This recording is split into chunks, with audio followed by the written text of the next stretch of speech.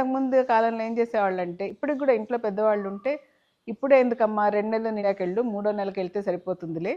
ఒక్కొక్కసారి డాక్టర్లు స్కానింగ్లు అన్నీ చేస్తారు, ముందే స్కానింగ్లు చేయించుకోవద్దని కూడా చెప్పేస్తుంటారు పెద్దవాళ్ళు. అలా కాదు, ప్రెగ్నెన్సీ కన్ఫర్మ్ కాగానే తప్పనిసరిగా మీరు పాజిటివ్ టెస్ట్ ఇంట్లో చేసుకున్న కానీ కూడా డాక్టర్ని చూడాలి. ఎందుకంటే ఎర్లీ ప్రెగ్నెన్సీలో యూరినరీ ఇన్ఫెక్షన్స్ ఉండొచ్చు. ఇంకోటి ఏంటంటే మన కంట్రీలో థైరాయిడ్ చాలా కామన్. థైరాయిడ్ లెవెల్స్ని కరెక్ట్గా మెయింటైన్ చేయడం అన్నది ఎర్లీ ప్రెగ్నెన్సీలో ఇంపార్టెంట్ అనమాట.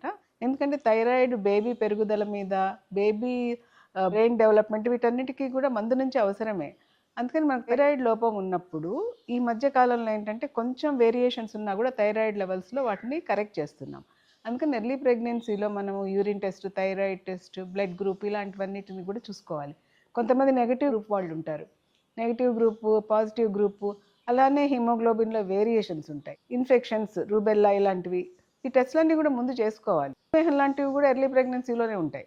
ఇలాంటివన్నీ మనం మిస్ అయిపోతాము. అందుకని ఫస్ట్ డాక్టర్ని పాజిటివ్ రాగానే చూడటము, కావాల్సిన ఇన్వెస్టిగేషన్స్ చేయించుకోవడం అవసరము.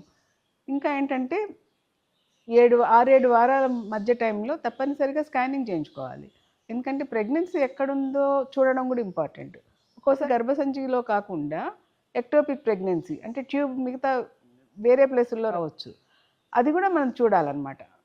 ఒక్కోసారి ఏంటంటే నొప్పి వస్తుంది ప్రెగ్నెన్సీలో, ఆ నొప్పి ఎక్టోపిక్ ప్రెగ్నెన్సీ వల్ల రావచ్చు. ఎర్లీ ప్రెగ్నెన్సీలో పెయిన్ వచ్చినప్పుడు తప్పనిసరిగా అంటే సివియర్ పెయిన్, ఇంకా కళ్ళు తిరిగినట్టు ఉండడం ఇలాంటివన్నీ ఎక్టోపిక్ ప్రెగ్నెన్సీలో వస్తూ ఉంటాయి అన్నమాట.